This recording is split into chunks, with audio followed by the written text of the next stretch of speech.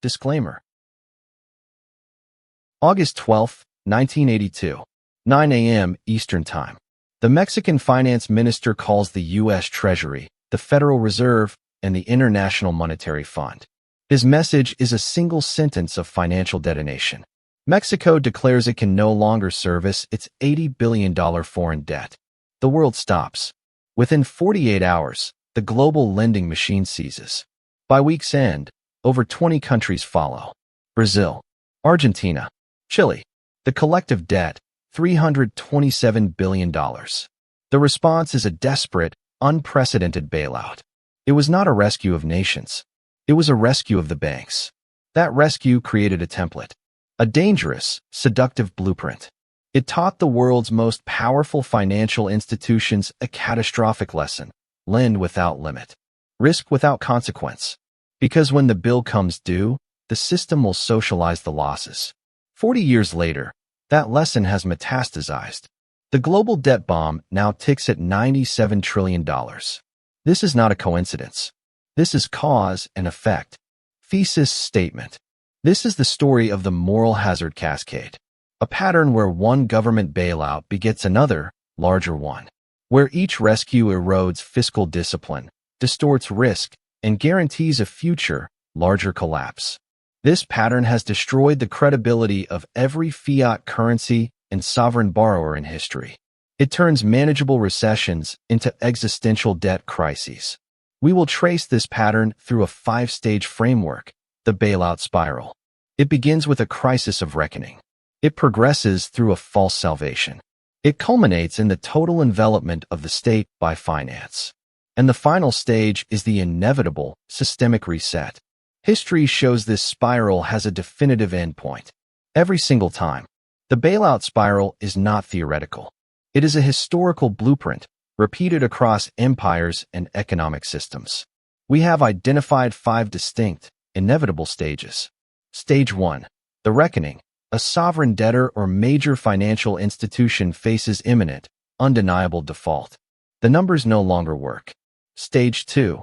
The systemic panic. The ruling establishment realizes the failing entity is too big to fail. Its collapse would trigger a chain reaction, destroying the core of the financial system. Stage 3. The emergency liquidity bridge. Authorities intervene with massive, improvised loans or guarantees. They promise it is a one-time measure to buy time for adjustment. Stage 4. The can kick. The temporary bridge becomes permanent. The underlying insolvency is never resolved. Debt is not reduced, but restructured and enlarged. Discipline vanishes. Stage 5. The sovereign envelopment. The accumulated, unpayable debts of the private sector and failed states finally transfer onto the balance sheet of the last credible backstop, the dominant sovereign or central bank. The spiral completes. The system resets. From the Spanish Habsburgs to the British Empire, from the USSR to the Latin American debt crisis, the pattern is identical. And the global financial system, anchored by the US dollar and the Federal Reserve, is now deep in Stage 4. The can kick has become a way of life. Stage 5, the envelopment, is already beginning. You are living through the final act of a 40-year cycle. To understand the detonation of 1982, you must first understand the machine that built the debt. The 1970s created a perfect and perfectly dangerous storm. It began with oil. The 1973 OPEC embargo. The price of crude quadrupled. Petrodollars, hundreds of billions in surplus revenue, flooded into Western commercial banks. Citibank, Chase Manhattan, Bank of America. They had a problem. All this money needed a return. The developed world, mired in stagflation, was not borrowing. The solution was found in the developing world. Latin America was the ideal target. It had resources. It had military dictatorships promising stability. It had a hunger for modernization. The banks, flush with cash, began to push loans with relentless aggression. They called it sovereign lending. A myth took hold. Countries don't go bankrupt. They cannot disappear. Lending to a government was the safest bet in the world. The numbers exploded. By 1970, total cross-border bank loans to Latin America stood at $7.9 billion.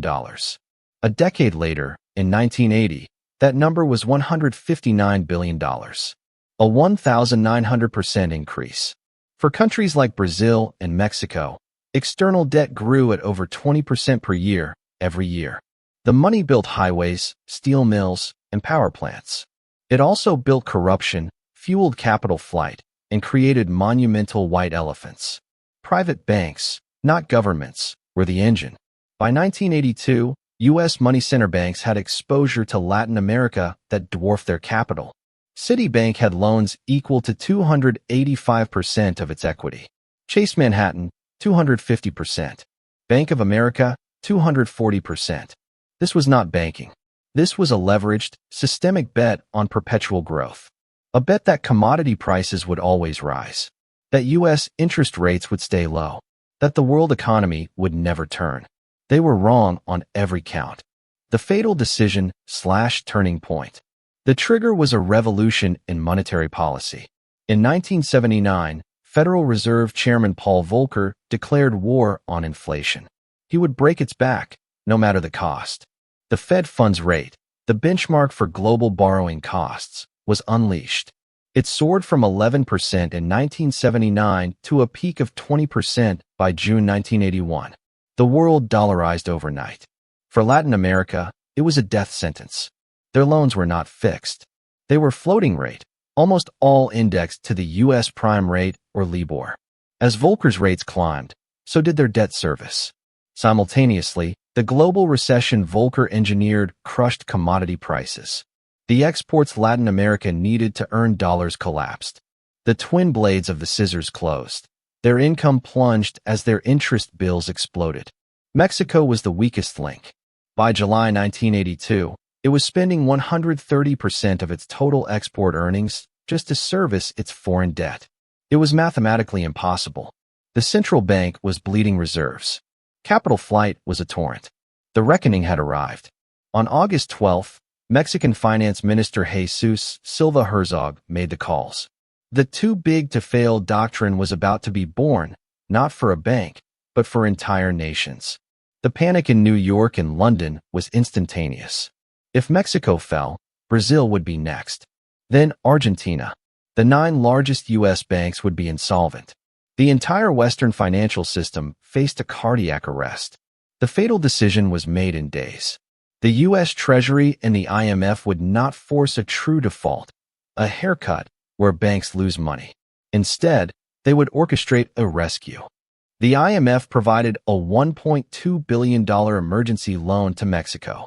The U.S. Treasury advanced another $1 billion. The Bank for International Settlements chipped in $925 million.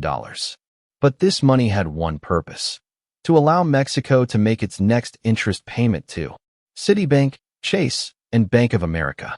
The precedent was set. The banks were protected. Their reckless lending was made whole by public institutions. The debtor nation was not saved. It was sentenced to a decade of austerity and lost growth to service a now even larger debt. The spiral had begun. The lesson was etched into the DNA of global finance. Lend with abandon. The system will bail you out. They called it a solution. It was, in fact, the genesis of the $97 trillion trap. Phase 3, the pattern breakdown. Stage 1, the reckoning. The reckoning is not a slow decline. It is a sudden, violent collision with mathematical reality. When income can no longer cover interest, the illusion of solvency shatters. Historical example 1. Imperial Spain, 1557 to 1596.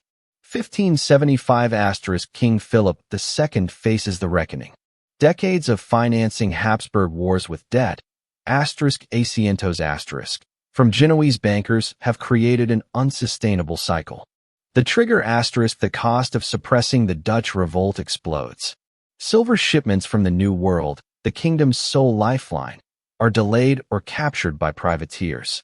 The math * debt service consumes over 60% of all crown revenue from Castile. On November 1st, 1575, Philip issues the first of 4 sovereign defaults, suspending all payments. The consequence is immediate. Credit vanishes, troops mutiny unpaid, military campaigns stall. The world's first hyperpower is revealed as a bankrupt debtor. Historical example 2. The Latin American debt crisis, 1982. August 1982 *, Mexico's finance minister makes the call. The math is inescapable. The data point * Mexican reserves fall from $12 billion to $180 million in 18 months.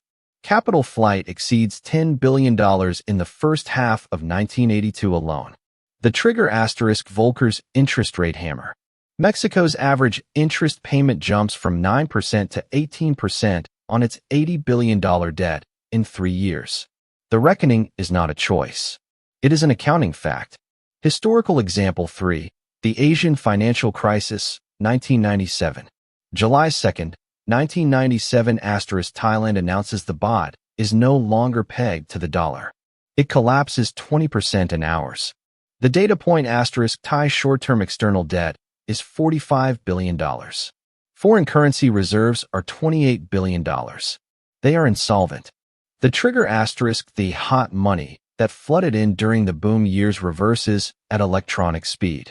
The reckoning arrives not in years, but in days. Corporations and banks with dollar debts are instantly bankrupt. The Asian miracle is over. Stage 2. The systemic panic. The reckoning reveals the hidden wiring. The failure of one entity threatens to electrify the entire system. The establishment realizes the infected limb is attached to the heart. Historical example 1. The South Sea Bubble, 1720. September 1720 * the South Sea Company's stock collapses, falling 85% from its peak. Thousands of investors are ruined. The systemic fear * the company's shares were used as collateral for loans across the British aristocracy and merchant class. Its failure would trigger a chain of defaults, collapsing the credit of the entire landed gentry, the political ruling class. The reaction * the British government, whose own debt had been swapped into South Sea stock, faces an existential political crisis.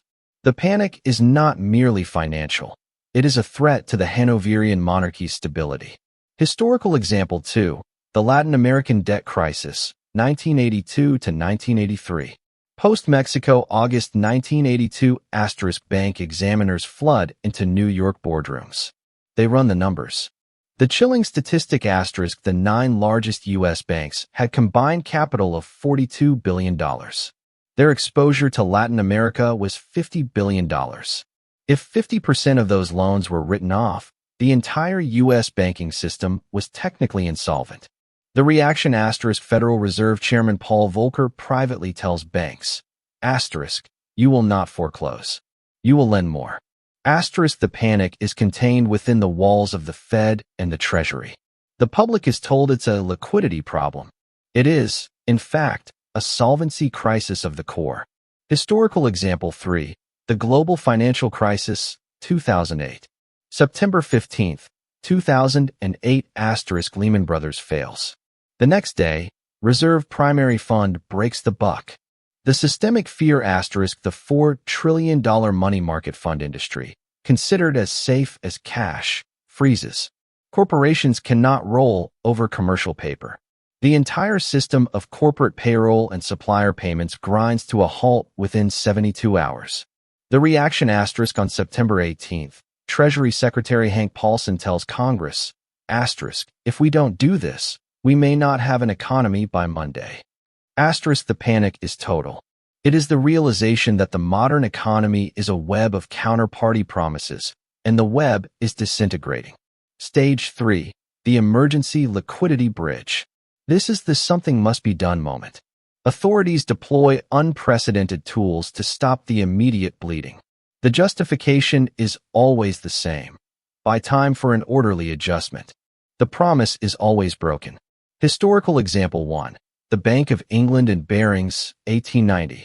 November 1890 * Barings Bank, underwriter of massive Argentine debt, faces collapse after a wheat crop failure in Buenos Aires. The bridge * the Bank of England organizes a secret £17 million guarantee fund, roughly £2.2 billion today, from the city's major banks and the Rothschilds. The rhetoric * it is a one-time rescue to prevent unnecessary contagion. Barings is quietly liquidated over years. Losses are socialized among the elite. The banking system is saved. The precedent is set. The central bank is the ultimate backstop for catastrophic private folly. Historical example 2. The IMF in Mexico, 1982. The mechanism *, the IMF's $1.2 billion loan is conditioned on harsh austerity, the first structural adjustment program. Public spending is slashed, wages frozen, subsidies cut. The bridge's true purpose *, the new IMF loan is used to make an $800 million interest payment to the very banks that overlent. It is a direct, public-to-private bailout. The promise *, this austerity will restore fiscal health, allowing Mexico to grow out of debt. Instead, Mexican GDP per capita falls by 9% between 1982 and 1988. The debt burden grows heavier. Historical example 3. The Federal Reserve and AIG, 2008. September 16, 2008 *, the Fed invokes Section 13(3) of the Federal Reserve Act for the first time since the Great Depression. The bridge *, an $85 billion loan to AIG, a failing insurance company. The number shocks the world. The truth revealed *, the Fed did not bail out AIG. It bailed out AIG's counterparties, Goldman Sachs, Société Générale, Deutsche Bank, paying them 100 cents on the dollar for bad bets.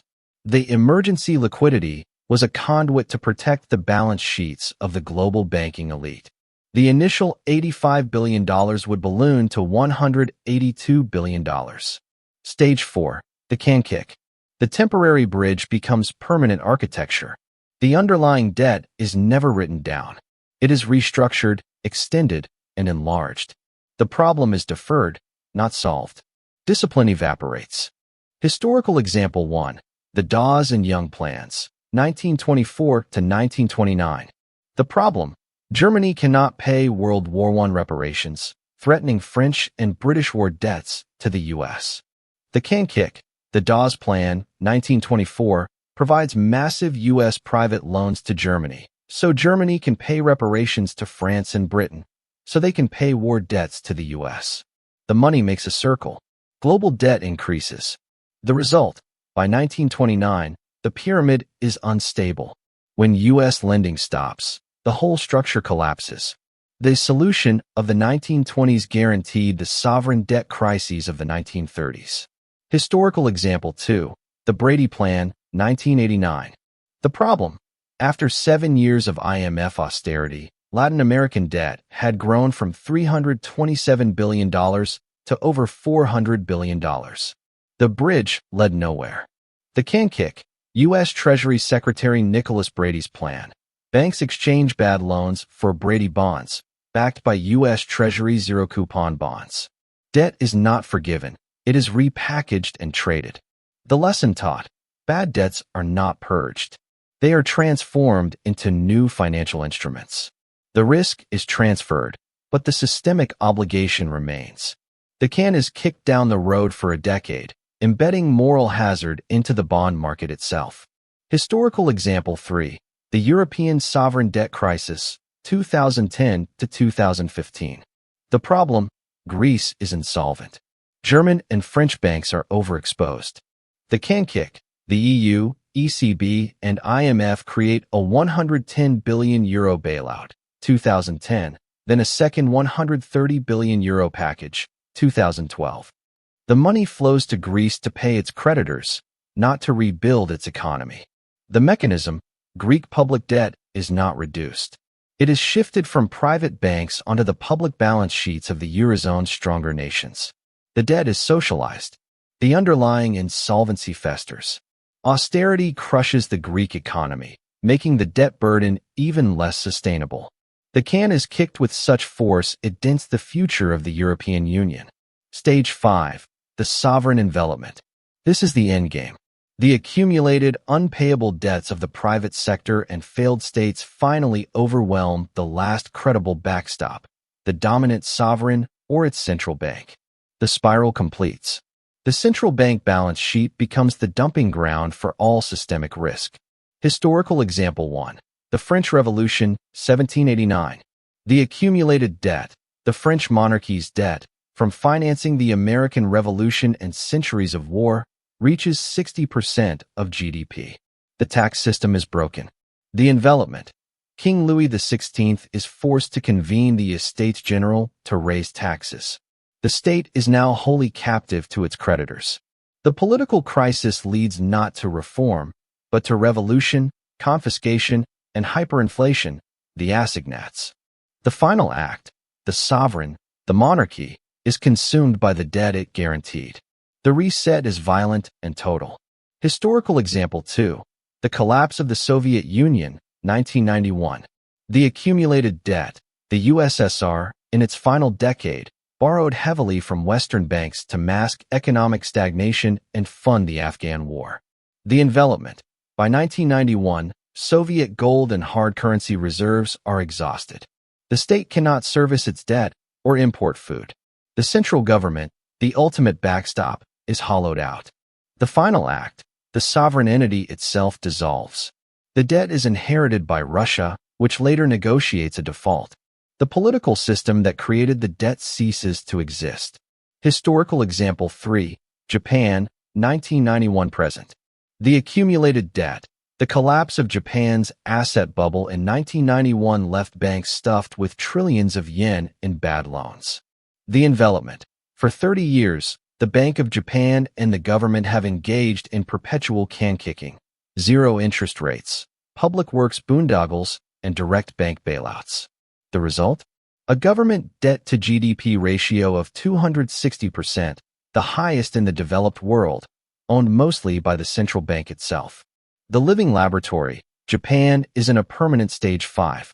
The sovereign has been completely enveloped by the debts of its past. Growth is extinct. The system is kept on life support, demonstrating that the final stage can be a long, slow paralysis rather than a sudden explosion. Current crisis application. And the global financial system, anchored by the US dollar and the Federal Reserve, is now deep in stage 4. The can kick. It is accelerating into stage 5, the sovereign envelopment. Right now, the $97 trillion global debt bomb is not an accident. It is the direct, logical output of the template forged in 1982. Every bailout since has been a larger, more desperate application of the same flawed formula. Protect the creditor at all costs, socialize the loss, and enlarge the debt. The Latin American crisis was a $327 billion lesson in moral hazard. We learned the wrong lesson perfectly. Current evidence, the stage for can kick. Data point 1, the Federal Reserve balance sheet. In 2008, the Fed's emergency balance sheet peaked at $4.5 trillion. After an attempt to normalize, the 2020 COVID response ballooned it to $9 trillion. The temporary emergency facility is now permanent scaffolding. Source: Federal Reserve Statistical Release H.4.1. Data point 2. U.S. federal debt acceleration. In 1982, the year of the Latin American crisis, U.S. federal debt was $1.1 trillion. It took 224 years to accumulate that first trillion. In 2020 alone, $4.5 trillion was added. Total federal debt now exceeds $34 trillion. The can kick has become fiscal policy. Data point 3, the everything bailout of 2020. The U.S. government and Fed unleashed $6 trillion in combined stimulus and guarantees in weeks. It bailed out corporations, asset markets, states, and households directly. The 1982 model, targeted liquidity to protect banks, evolved into universal protection. Risk was obliterated. Debt soared. Data point 4, zombification. The Bank for International Settlements, BS, estimates the share of zombie firms, companies unable to cover debt servicing costs from profits, in major economies has doubled since 2000. They are kept alive by perpetual refinancing at ultra-low rates, the ultimate can kick. Their existence drags down productivity and blocks creative destruction. The catalyst, March 2020. The catalyst for the final, irrevocable shift from stage 4 to stage 5 was not a slow burn. It was a 3-week period in March 2020. Date, March 12th to 23rd, 2020. The U.S. Treasury market, the deepest, most liquid market in the world, the bedrock of the global financial system, froze. Major Wall Street dealers, overwhelmed, stopped making markets. U.S. government bonds, the world's ultimate safe asset, became unsellable. Why this changed everything? If the U.S. Treasury market seizes, the entire pricing mechanism for global capital collapses. Every asset from mortgages to corporate debt is benchmarked against it. The Fed's 2008 playbook was designed for rotten mortgage bonds. This was a heart attack in the core. The revelation. On March 23, 2020, the Federal Reserve announced it would buy Treasury bonds in unlimited quantities. It also announced it would buy corporate bonds directly. For the first time in history, the world's most powerful central bank declared itself the buyer of first and last resort for both sovereign and private debt. Every institutional investor watching realized the distinction between public and private balance sheets was erased. The sovereign envelopment had begun. The Fed wasn't just backstopping the system, it was becoming the system. The moral hazard cascade was complete. Stage 5 indicators. The envelopment in progress. The evidence of Stage 5 is no longer in the crisis headlines. It is in the deformed structure of the economy itself. Indicator 1. The Fed as market maker. Specific metric. The Fed now holds over $7.5 trillion in U.S. Treasury and agency mortgage-backed securities. It is the single largest holder of U.S. government debt. What it means, the primary dealer system is obsolete. The Fed is the market. Its decisions are no longer about monetary policy. They are about maintaining the solvency of the debt structure itself. Indicator 2. Debt servicing versus defense. The data. In 2023, the U.S. government spent $659 billion on net interest payments. Projections from the Congressional Budget Office show that within 3 years, interest costs will exceed the entire Department of Defense budget. Source: CBO Budget and Economic Outlook, February 2024. What it means: the sovereign's primary expenditure is no longer national security or public goods. It is paying rent to its creditors. The state is a vehicle for debt service. Indicator 3. The loss of the inflation fight. The pattern. Volcker in 1982 crushed inflation with 20% rates because total debt to GDP was 150%. Today, with total debt to GDP near 350%, the Fed managed only 5.25% rates in 2023 before facing a regional banking crisis, SVB, Signature Bank, and reversing course. What it means: the central bank's most powerful tool, interest rates, is now neutered by the debt mountain it helped create. It cannot normalize without triggering the very collapse it is designed to prevent. Indicator 4. The international can kick. Specific data. As of 2024, over 50 low-income countries are in or near debt distress, with $100 billion in debt service due in 2024 to 2025. Source: World Bank International Debt Report. The modern Brady Plan. The solution offered is not forgiveness, but complex, common framework, restructurings that delay payments and add new, more complex layers of debt. The can is kicked globally. Indicator 5. The monetization acceptance. The rhetorical shift. In 2010, modern monetary theory was a fringe academic idea. By 2020, its core tenet, that a sovereign currency issuer can never run out of money, became implicit in the Fed and Treasury's actions. What it means: the intellectual groundwork is being laid to justify permanent central bank financing of government deficits. This is the final, explicit act of envelopment, the merger of monetary and fiscal policy to perpetuate the debt spiral. The pattern is no longer approaching. It is fully internalized. The system is the bailout. Every tremor, whether a pandemic, a regional bank failure, or a treasury market glitch, is met with one response: more liquidity, more guarantees, more debt. The 1982 template has reached its logical, terrifying conclusion. We are not just repeating history. We are accelerating it. The bailout spiral does not end with a gentle rebalancing. It ends with a transfer of wealth and a redefinition of value. It creates stark, Historical categories of winners and losers. For the winners, the debt asset holders, those who hold the debt instruments that are being perpetually refinanced and guaranteed. This includes large institutional investors, pension funds, indirectly, and the banking sector itself. Their bad bets are transformed into sovereign guaranteed income streams. The monetary insiders, entities with first access to central bank liquidity, primary dealers, too big to fail banks, and later, large corporations via direct bond buying programs. They borrow at near zero rates, set by the rescue operations, and acquire real assets. Hard asset owners, as faith in the long-term value of the currency erodes, those holding scarce, non-liability assets win. This includes strategic commodities, productive farmland, and certain forms of intellectual property. Historically, this group transitioned from holding Spanish gold to British land to American equities. The next shift is already underway. Historical precedent: the Medici family during the Renaissance debt crises, the Rothschilds post-Napoleonic Wars, the U.S. investment banks post-2008. The winner is never the saver. It is the leveraged intermediary closest to the source of new money. For the losers, the productive middle class and savers, their savings are eroded by financial repression, interest rates held below inflation.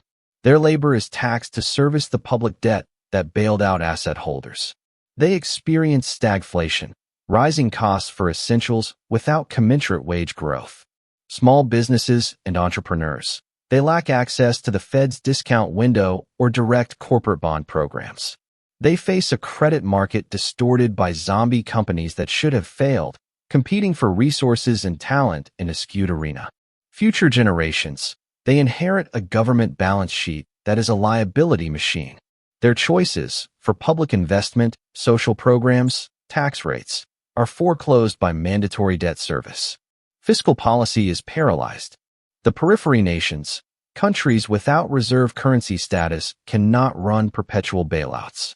They face sudden stops, IMF austerity, and debt slavery, just as Latin America did in the 1980s.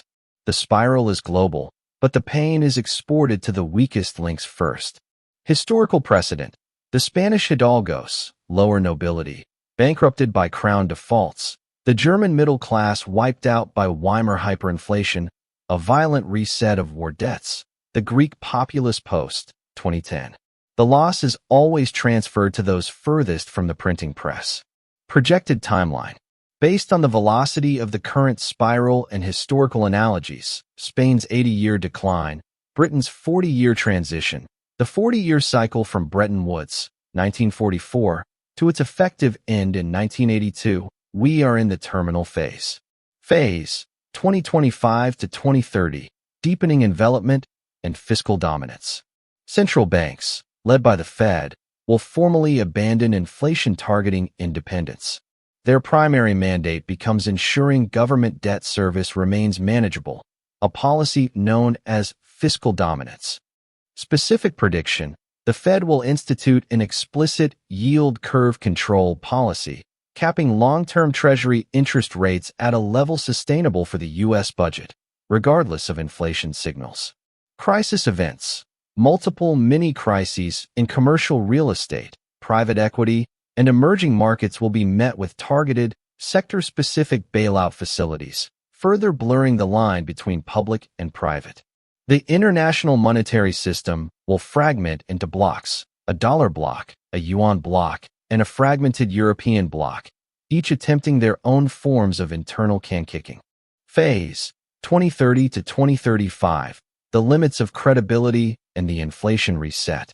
The mechanical ability to kick the can will collide with the behavioral limits of market and public faith.